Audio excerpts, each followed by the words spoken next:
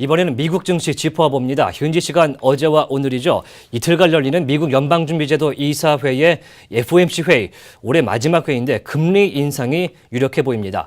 미국 증시에는 어떤 영향에 미치고 있는지 하나금융투자의 맹경렬 연구원 연결해 보겠습니다. 네, 맹연구원, 미국 증시 흐름부터 좀 보겠습니다. 오늘장 혼조세로 마감됐네요. 네, 오늘 새벽 마감한 미 증시는 S&P 500 다우는 상승, 나스닥은 하락 마감했습니다. 나스닥의 하락 마감은 기술 섹터의 하락에 의한 것으로 보입니다. 시장에서 세제 개편안에 대한 언급이 있을 때마다 3대 지수 중 다우지수가 가장 크게 반응해 왔는데요. 주요 지수 중 가장 큰 폭으로 상승한 다우지수는 세제 개편안 수정에 대한 시장의 낙관적인 기대에 기인한 것으로 보입니다. 현지 시간 12일 발표된 11월 생산자 물가 지수는 전달 대비 0.4% 상승하면서 3.1%를 기록, 2012년 1월 이후 가장 큰 폭을 기록하였습니다. 지난 월요일 발표된 미 노동부의 10월 고용 보고서는 시장의 예상을 조금 벗어났지만 지난주까지 발표된 고용 지표의 양호한 흐름을 이어가고 있어 미 증시에 큰 영향을 주지는 않았습니다. 예, 특정적인 섹터를 좀 보고 싶은데 좀 오른 섹터가 좀 많았던 것 같군요. 어떻습니까? 네, 섹터 등락의 경우 전체 11개 섹터 중 7개가 상승, 4개가 하락 마감하였습니다. 통신과 금융이 각각 2.8%, 1.02% 상승하면서 증시의 흐름을 주도하였고, 이와는 반대로 유틸리티 섹터는 1.74% 하락 마감했습니다. 통신과 금융업종의 상승은 세제 개편안에 대한 낙관적인 기대에 기인한 것으로 보여집니다. 더하여 통신업종은 미 연방통신위원회 FCC의 망중립성 폐지 관련 전체 회의에 대한 기대에, 금융업종은 오는 수요일 발표되는 페드의 금리 인상 결정에 추가적인 영향을 받은 것으로 판단됩니다. 기술 섹터의 경우 반등 이후 지속적으로 이어져 오던 상승 흐름이 마감되었다는 점이 눈에 들어옵니다. 야, 통신과 기술업종이, 금융업종이 올랐다 이렇게 말씀해 주셨는데 그 밖에 기업과 관련된 주목할 만한 뉴스 어떤 게 있었습니까? 네, 주요 기업으로는 골드만삭스와 보잉, 버라이전이 각각 3.02%, 2.39%, 2.6% 상승하면서 어제 새벽 마감된 미 증시의 주도주 역할을 하였습니다. 골드만삭스와 버라이전의 상승은 정책적 수혜에 대한 기대에 기인한 것으로 보이며, 보잉은 180억 달러 자사주 매입과 약 20% 배당 증가 예고에 시장 상승을 주도한 것으로 보입니다. 월요일 발표된 애플의 음원 인식 앱 샤잠 인수 소식 또한 눈에 들어옵니다. 애플의 샤잠 인수 소식은 지난주부터 시장에 지속적으로 언급되어 왔는데요. 지난 11일 애플은 성명서를 통하여 공식적으로 샤잠 인수를 확정 발표하였습니다.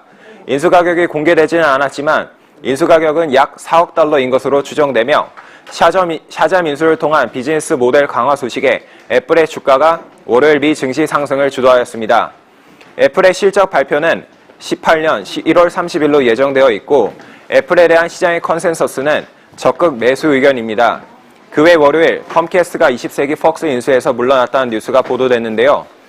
이 같은 소식은 월트 디즈니의 20세기 폭스 인수설에 무게를 더하였습니다. 예, 월트 디즈니와 폭스 굉장히 마블 영화 좋아하시는 분들 좋아하실 것 같은데 현재 보면은 페드에서 FOMC 회의가 진행 중입니다. 금리 인상 될 것 같은데 어떻게 보십니까? 내년엔 또 될까요?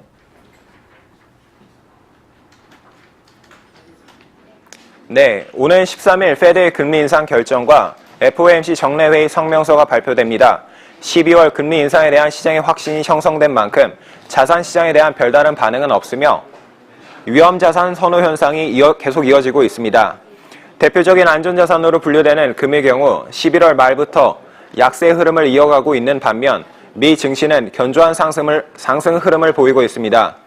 지난주까지 발표된 고용 관련 지표들은 양호한 수준을 이어가고 있어 금리 인상 결정을 뒷받침하지만 물가 부진 장기화에 대한 우려는 아직 상존하고 있습니다. 단기적으로 현지 시간 수요일 발표되는 11월 핵심 소비자 물가 지수가 물가에 대한 우려를 불식시킬 수 있을 것으로 보입니다. 그러나 이러한 전망은 최근 유가 상승을 바탕으로 하고 있어 장기 인플레이션에 대한 확신을 주기는 어려워 보입니다. 페드는 경제 성장에 대한 긍정적인 의견을 바탕으로 내년 금리 인상이 3차례 이루어질 것으로 전망하였습니다.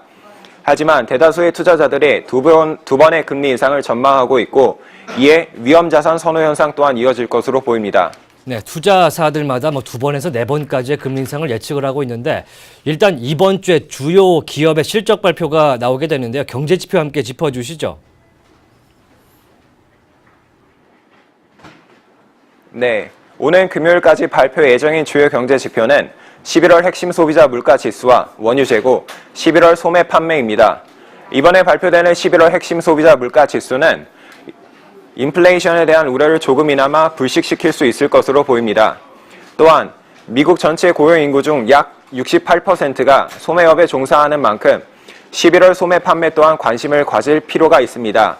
오는 목요일 실적을 발표하는 주요 기업은 소프트웨어 기업 오라클과 어도비, 음식료 업종의 코스트코입니다.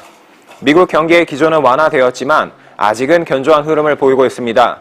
월요일 발생한 맨하탄의 테러부터 트럼프 러시아 커넥션, 북한 이슈 등의 악영향을 주는 대내외 요인에도 불구하고 미국 증시는 양호한 흐름을 보이고 있는데요. 이러한 견조한 흐름은 미국 경제 펀더멘털 개선에 의한 것으로 판단되며 미국 대형 투자은행 골드만삭스와 자산운용사 블랙락도 글로벌 경기 개선과 세제 개혁을 바탕으로 18년 미 경제 성장에 대한 긍정적인 의견을 표명하였습니다. 네, 내일 FOMC 회의 결과가 나올 것 같은데 내일도 다시 한번 연결해 보겠습니다. 지금 하나금융투자 맹경렬 연구원이었습니다.